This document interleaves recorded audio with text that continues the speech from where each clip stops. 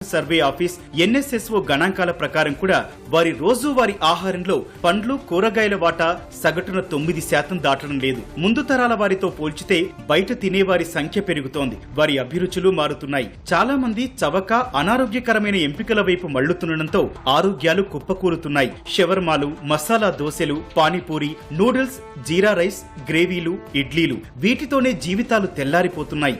ఆనక ఇవి చెప్పలేని అనారోగ్యాల్ని కొని తెస్తున్నాయి.